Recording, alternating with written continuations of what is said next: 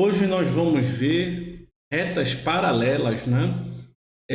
A gente define retas paralelas como sendo retas coplanares que não são concorrentes, tá?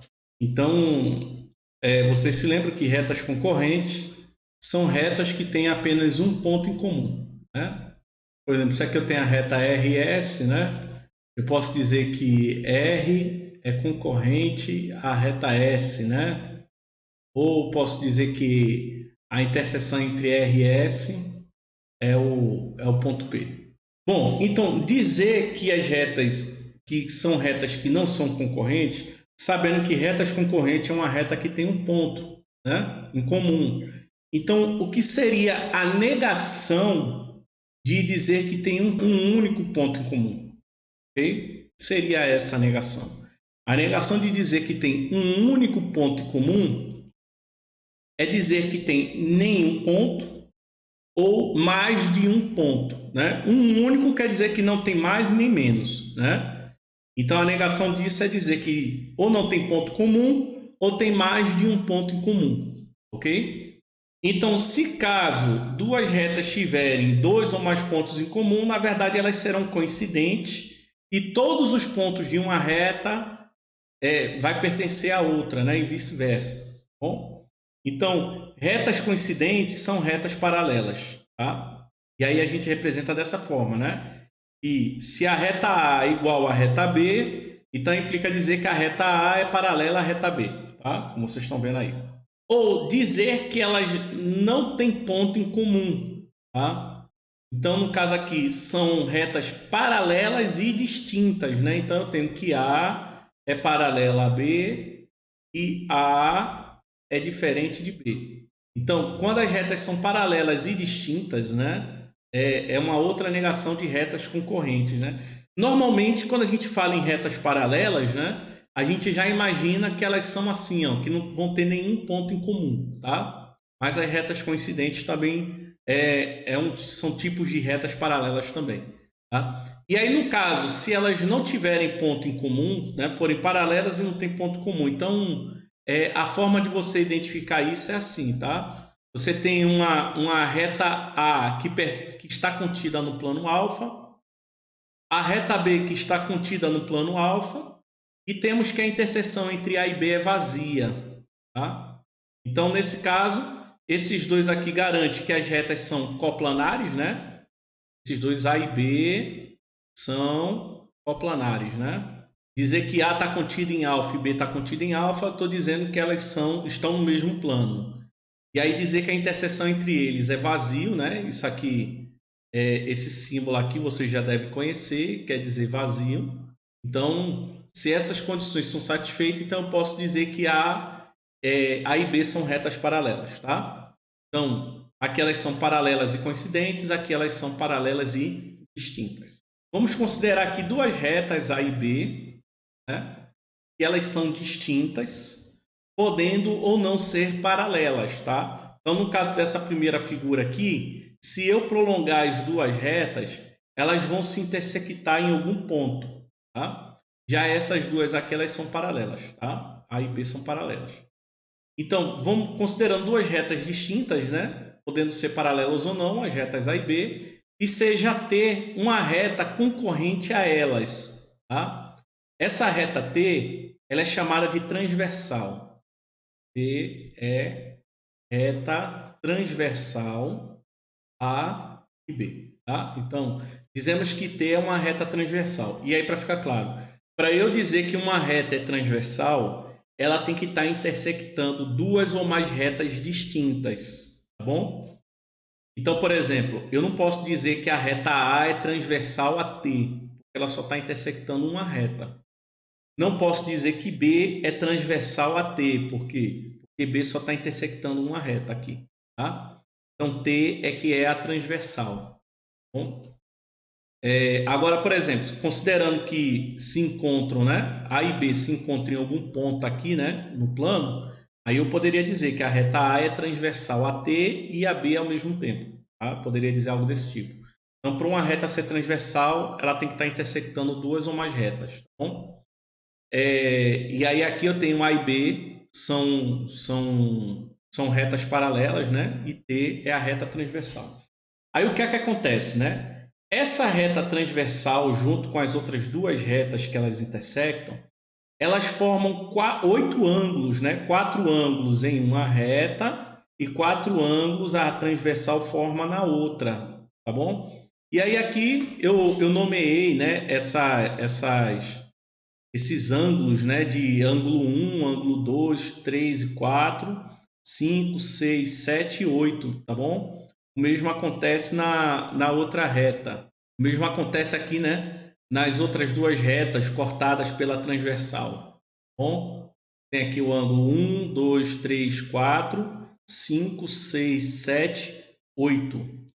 Esses 8 ângulos aqui, eles formam pares de ângulos importantes. Esses pares de ângulos, eles recebem até um nome, né? Então, temos os pares, né, que são chamados, por exemplo, de ângulos correspondentes. Quem são os ângulos correspondentes? Os ângulos 1 e 5, né? Ângulo 1 e ângulo 5, tá aqui. O ângulo 2 e o ângulo 6. O ângulo 3 e o ângulo 7. O ângulo 4 e o ângulo 8. Bom? Aí, por que é que esses ângulos são chamados de correspondentes, tá? Se eu pegar esse ponto aqui de uma reta e coincidir com o ponto da outra, então esses ângulos aqui vão corresponder a esses de baixo, tá bom? Então, o ângulo 1 corresponde ao ângulo 5, o ângulo 2 corresponde ao 6, o 3 corresponde ao 7 e o 4 corresponde ao 8, tá bom? Ficou entendido, gente? Porque esses pares aqui são os ângulos correspondentes? Tá entendido, né? Aí temos os pares de ângulos alternos, internos e alternos externos. Só para entender aqui, tá? Essas duas retas A e B, eles dividem o plano em duas regiões, tá? A região que está entre as duas retas chamamos de região interna das retas, tá? E essas outras regiões que não estão entre as retas é a região externa, tá? Então, os ângulos que estão na região interna são os ângulos internos. Os que estão na região externa são os ângulos externos, tá? Então, temos os ângulos alternos internos, tá? Aí, alternos é em relação à transversal, tá? Então, elas são alternas, porque uma está de um lado da transversal e a outra está do outro lado. Ou seja, a transversal ela divide o plano, né, em dois semiplanos. Então, um dos ângulos está em um semiplano e o outro ângulo está no outro semiplano. Tá? Então, quem são os ângulos alternos internos? Né? O 3 e o 5. Tá aqui, ó, 3 e o 5. Tá? São alternos internos. Veja, estão na região interna das retas. O 3 está em um lado da transversal e o 5 está do outro lado, né? Por isso que são alternos internos. O outro par de ângulos alternos internos é o 4 e o 6, tá? O 4 e o 6, ó. Bom? E aí temos os alternos externos, né? O 1 e o 7, né? Estão em lados diferentes da transversal e na parte externa das retas, né? O 2 e o 8, ó. 2 e 8, ó, tá? 2 está aqui e o 8 está aqui. E aí nós temos os colaterais internos e colaterais externos. Internos e externos você já sabe, né? Em relação à região das retas, né? Definida pelas retas.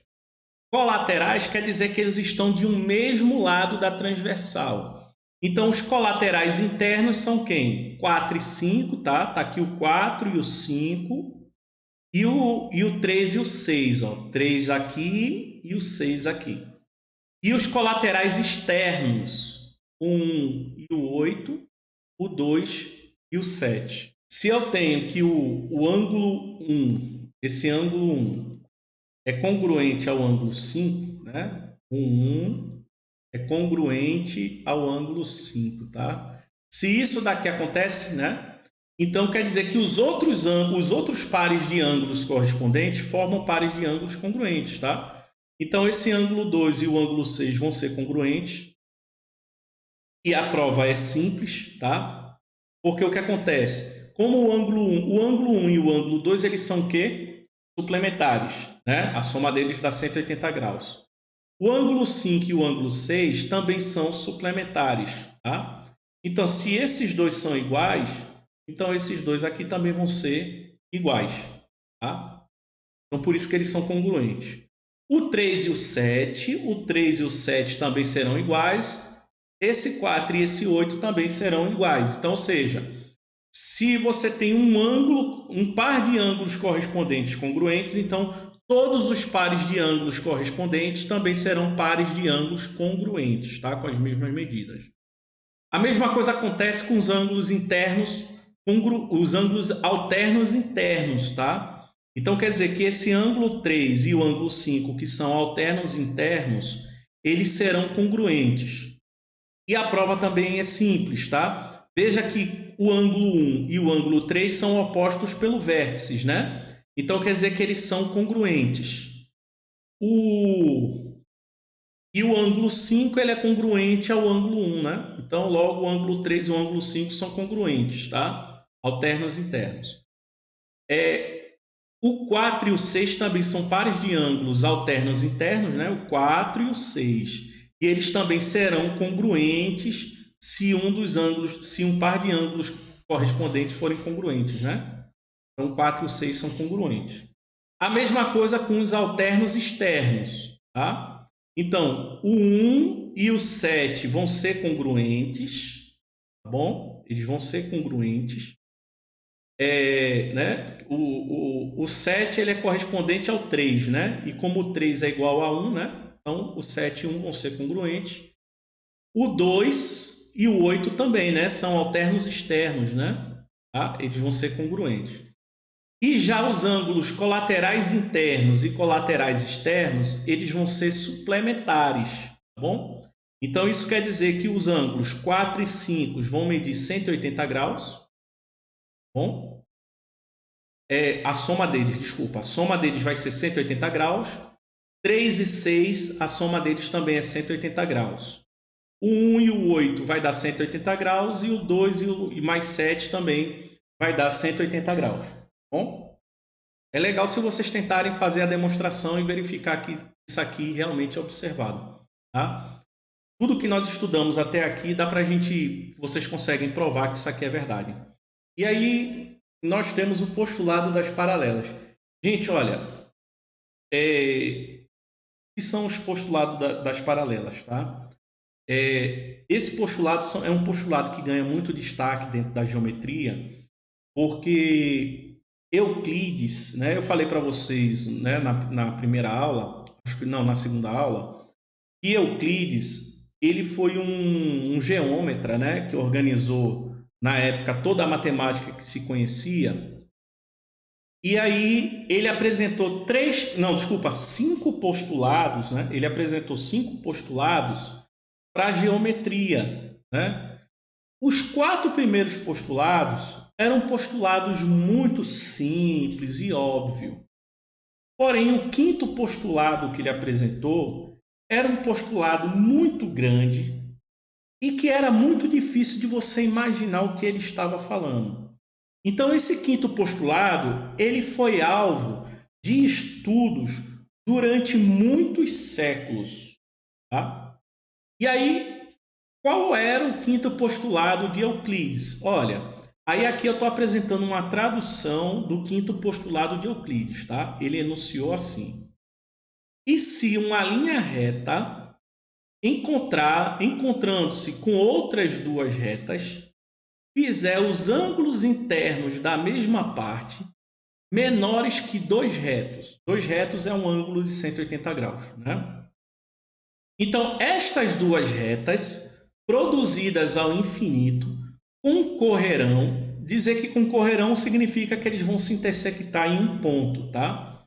Então, concorrerão para a mesma parte dos ditos ângulos internos, tá?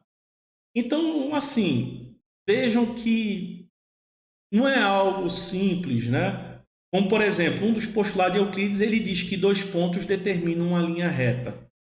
Vê, isso é bem simples, vocês conseguem visualizar. Mas esse daqui não é algo tão simples, tá? E o que é que Euclides quis dizer com esse postulado aqui? O que é que ele quis dizer? Ele quis dizer o seguinte, que digamos que eu tenho aqui duas linhas, ou duas retas, tá? E essas duas retas é cortada por uma transversal. E aí ele diz, olha, se os ângulos internos dessa mesma, né, de uma dessas duas partes, aí digamos que são essas duas partes aqui, tá? São os ângulos internos, ou seja, os ângulos internos de um dos lados são os ângulos colaterais internos, né? E aí digamos que aqui é alfa e aqui é beta. E aí ele diz que se esses ângulos são menores que dois retos, ou seja, se alfa mais beta for menor que dois ângulos retos, lembrando, um ângulo reto é um ângulo de 90 graus. Então, dois ângulos retos é um ângulo de 180 graus. Né? Então, quer dizer, se a soma deles for menor que 180 graus, então quer dizer que essas retas prolongadas ao infinito, elas se intersectarão em algum lugar do plano. É isso que ele quis dizer, tá certo? E eles vão se intersectar exatamente do lado que tem esses dois ângulos cuja soma é menor que 180 graus, tá? Foi isso que ele quis dizer. Porém, como ele escreveu esse quinto postulado muito grande, de forma muito difícil de ser visualizado, muitos matemáticos acharam que esse postulado poderia ser um teorema, ou seja, esse postulado ele poderia ser demonstrado utilizando os 4 postulados anteriores, tá bom? E assim, gente, olha, foi um estudo que durou séculos e que fez muitos avanços na matemática, como formas de demonstração, o surgimento de novas geometrias, além da geometria euclidiana, e também os chamados substitutos do quinto postulado. Então, o que são os substitutos do quinto postulado? São outros postulados que, junto com os 4 primeiros postulados de Euclides, equivale a uma geometria idêntica a a geometria enunciada por Euclides. Tá? E um desses postulados, né, um desses substitutos, né, do quinto postulado, que é muito conhecido, é o postulado de John Playfair. Tá? Ele é um matemático, eu não me lembro agora não, escocês, né? Ele é da Escócia, se não me engano. Era, né? Então, John Playfair, ele conseguiu encontrar, né? Ele provou assim, enunciou um postulado que seria um substituto do postulado do quinto, né? Do postulado das paralelas de Euclides. Que é esse postulado aqui que vocês devem conhecer, né? Por um ponto passa uma única reta paralela a uma reta dada. Bom, esse postulado aqui ele é equivalente a esse monstro que Euclides apresentou, certo? E aí é bem simples, e aí é o postulado que nós vamos considerar como o postulado das paralelas, tá? Por um ponto passa uma única reta paralela a uma reta dada, ou por um ponto fora de uma reta só passa uma reta paralela, né? Beleza? Então, contada essa historinha, né? Então, nós temos esse teorema aqui, né? É possível a gente provar com tudo que nós já estudamos esse teorema aqui, tá bom? Duas retas coplanares distintas e uma reta transversal determinam ângulos correspondentes congruentes se somente se essas duas retas são paralelas, tá? O que é que isso aqui quer dizer? Quer dizer o seguinte, que isso daqui que vocês viram só acontece se essas retas A e B forem paralelas, tá? Se elas não forem paralelas, se A e B não for paralelas, essa relação desses pares de ângulos aqui não é vista. Essa relação aqui não acontece, tá? Então, essa relação aqui só acontece se A e B aqui forem paralelas, né? E T a transversal, ou seja, se a reta T for transversal de duas retas paralelas, tá? é isso que esse teorema aqui está falando. Beleza? Então vamos dar uma olhada aqui em alguns exemplos, né? Botar em prática o que a gente viu até aqui. Tá? Então, exemplo 1, sendo as retas R e S paralelas, né? Tá aqui a reta R e a reta S são paralelas. Então essa reta aqui é a transversal, né? Determine Y em cada um dos casos, tá? Então eu tenho esse ângulo aqui, tenho esse daqui. Eles são alternos externos. Os ângulos alternos externos, eles são congruentes. A medida desse ângulo é igual à medida desse daqui. 3y mais 40 graus, ele é igual a 55 graus menos 12y. Tá? Pronto, aí aqui é uma equaçãozinha do primeiro grau, vocês sabem resolver, né? Vamos botar y no primeiro membro, quem não tem y no segundo, né? Então, tenho 3y mais 12y igual a 55 graus menos 40 graus, né? Então, aqui vai dar 15y igual a 15 graus, né? Assim, temos que y é igual, né, a 15 graus dividido por 15, logo, y é igual a 1 grau. Esse ângulo aqui, esse aqui, eles são alternos, né? Só que um é interno e o outro é externo, tá certo? Então, eles não têm uma relação direta do que nós vimos hoje, né? Eles não formam pares de ângulos que nós vimos hoje, tá? Então, o jeito é a gente tentar associar, né? Utilizar algum outro que a gente conheceu para tentar identificar qual é a relação entre esses dois, tá bom? Então, aqui, esse daqui é um ângulo interno. Aí, por exemplo, esse ângulo aqui, ele é correspondente a esse, não é isso?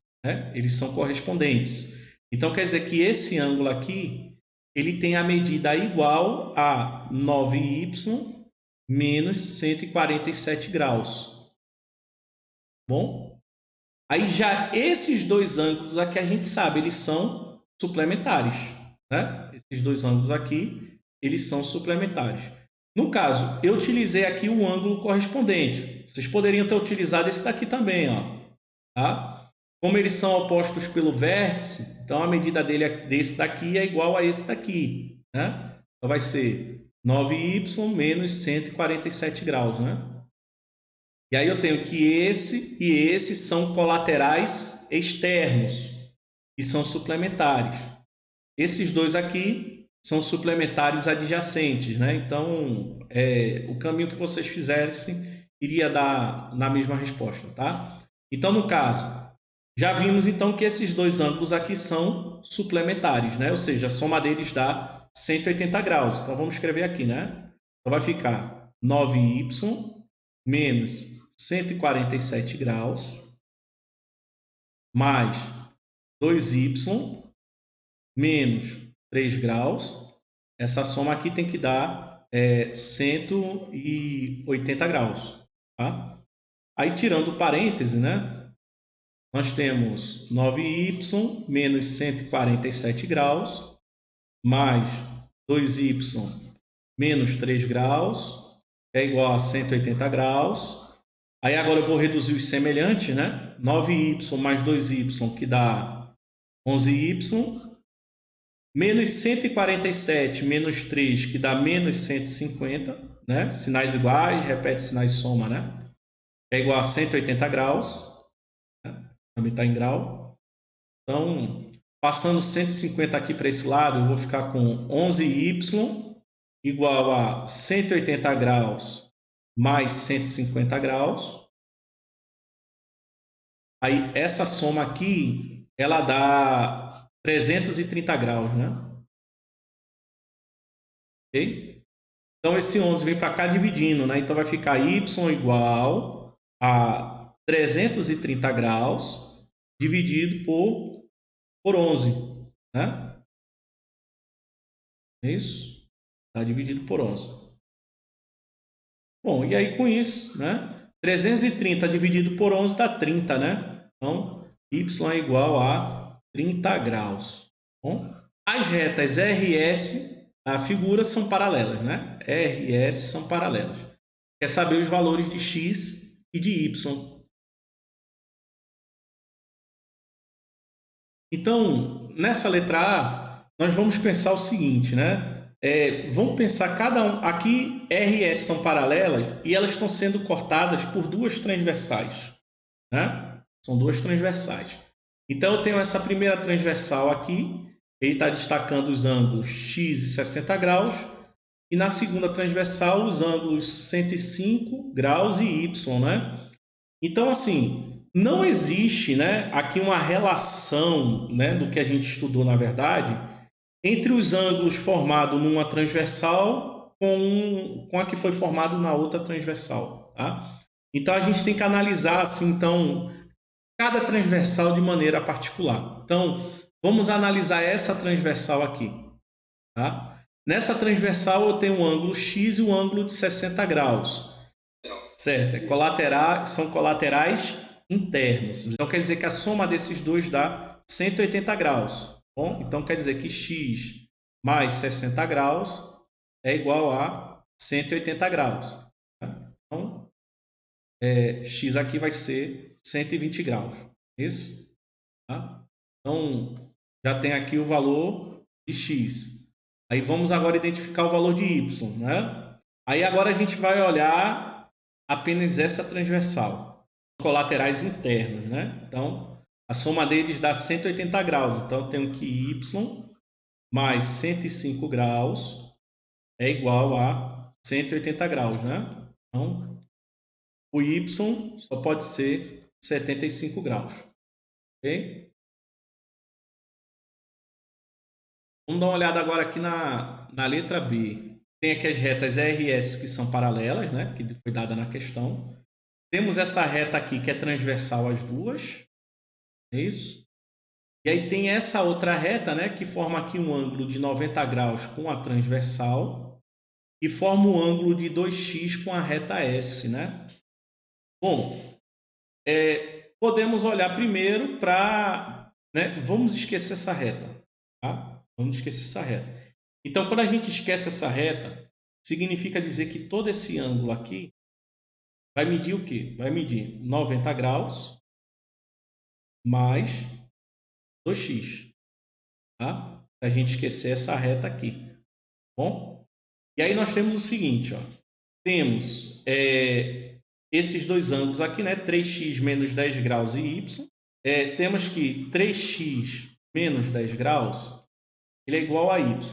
Aqui eu não tenho como descobrir o valor de x ou de y, tá? Então não pode fazer nada.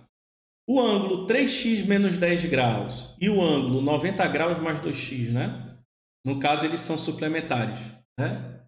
Então, quer dizer que a soma deles dá 90 graus. Então, quer dizer que 3x menos 10 graus mais 90 graus mais 2x, isso aqui vai dar 180 graus. Como nessa equação aqui eu só tenho a incógnita x, aí dá para eu achar o valor de x, né? Então, tirando os parênteses aqui, né, eu vou ter 3x menos 10 graus mais 90 graus mais 2x, né? Isso aqui vai dar 180 graus. E aí eu somo os semelhantes, né? Então 3x mais 2x dá 5x. Menos 10 mais 90 dá 80, né? 80 graus. É igual a 180 graus. Aí eu passo 180 para cá, né? Aí fica 5x igual a 180 graus menos 80, que dá 100, né? Fica 100 graus. Então, dessa forma, eu tenho que x vai ser 100 graus dividido por 5, né? E dá 20 graus, não é isso? X igual a 20 graus, tá? Aí já achei o valor de x. Para achar o valor de y, eu tenho essa relação aqui, né? É só substituir x por 20 graus aqui, eu descubro qual é o valor de y. Então, substituindo, eu tenho que y, ele vai ser 3 vezes 20 menos 10 graus, né? E 3 vezes 20 dá 60 graus menos 10 graus. Então, temos que y é igual a 50 graus. Tá? E aí, dessa maneira, eu achei o valor de x e de y. Exemplo 3. Né? Uma reta T corta duas retas paralelas, RS, formando ângulos colaterais internos de tal maneira que um deles é o dobro do outro. Determine a amplitude do maior ângulo formado, né, pelas retas. Com isso, eu tenho que essa aqui vai ser a reta R, essa vai ser a reta S e essa é a reta T. Tá? E aí a questão diz que eles formam ângulos colaterais internos, tá? Que está aqui, onde eu vou chamar esse ângulo aqui de x e esse ângulo de y. Tá? E aí ele diz na questão que um ângulo é o dobro do outro. Tá? Um dos ângulos é o dobro do outro. Então isso quer dizer o seguinte, que pelo desenho aqui que eu fiz, quer dizer que x ele vai ser 2 vezes y, tá? X é 2 vezes y. Ele quer saber qual é a medida do maior ângulo, né? Então, dessa forma aqui, o maior ângulo só pode ser x. Então, eu tenho que achar o valor de x, tá? Como eles são ângulos colaterais internos, eu sei que x mais y, ele é igual a 180 graus. Tá bom? Pronto. Essas são as informações que eu tenho da questão, né? Que x é igual a 2y e que x mais y dá 180 graus. Bom? Então, o que é que eu vou fazer aqui nessa questão? Eu vou fazer o seguinte. Eu vou pegar nessa equação de baixo, né, que tem x mais y igual a 180 graus, e vou achar o valor de y em função de x. Bom, então aqui ele vai ficar assim, né? Se eu passar o x por segundo membro, eu tenho que y ele é igual a 180 graus menos x. Bom, e aí nessa primeira equação eu vou substituir o y por 180 graus menos x. Então ele vai ficar assim. X é igual a 2 vezes o y, que é 180 graus, menos x. Bom? E aí agora é só fazer aqui uma distribuição, né? Então, fazendo essa distribuição, eu tenho que x é igual a 2 vezes 180 graus, que dá 360 graus, e 2 vezes menos x, que dá menos 2x, né? Aí, passando menos 2x para o primeiro membro, eu vou ter x mais 2x, que é igual a 360 graus. X mais 2x dá 3x, né? Então, fica 3x igual a 360 graus. E aí, esse 3 vem dividindo, né? Então, fica x igual a 360 graus sobre 3, né? Então, com isso, x é 120 graus. Bom, aqui. Nessa equação aqui, se você substituir, né? A questão não pediu, né? Mas se você substituir x por 120 graus, né? Nós vamos ter, né, que o y vai ser 180 graus menos 120 graus, né? Logo, o y é 60 graus. Bom? Então, veja, né? Ele diz que um ângulo é o dobro do outro, né? Então, veja, x é 120 é o dobro de 60 e a soma deles dá 180 graus. Apesar que ele diz o seguinte, ele determina o maior ângulo, né? O maior ângulo não é necessariamente o x e o y, né? Ele forma aqui 8 ângulos, na verdade, né? Mas se você for analisar, veja que, por exemplo, né? Esse ângulo, né? Se aqui é x, Esse ângulo aqui também vai ser x, porque eles são colaterais internos, né? Esse ângulo aqui também vai ser x, porque esse ângulo e esse são correspondentes, tá? Esse ângulo aqui também vai ser x, por quê? Porque eles são opostos pelo vértice, então só pode ser x. Esse ângulo aqui só pode ser y, por quê? Porque esse ângulo e esse são correspondentes, né? Esse ângulo aqui também só pode ser y, por quê? Porque esses dois são colaterais internos, né? Então, são iguais. E esse ângulo aqui também é y, porque esses dois são opostos pelo vértice. Então, nesse caso aqui, os 8 ângulos só pode ter uma das duas medidas. Então, ou eles vão medir x, ou eles vão medir y, né? Então, entre os 8 ângulos, o maior deles é o que mede x, tá? Por isso que eu não fui verificar se existia algum outro ângulo que tivesse medida diferente de x e y, tá bom? Até porque, né, veio que a questão determine a amplitude do maior ângulo formado pelas retas. Então, a questão ele não pedia necessariamente o maior ângulo entre os dois, né? Mas o maior ângulo entre os 8 ângulos formados pelas três retas. Mas está explicado por que eu só olhei x, né?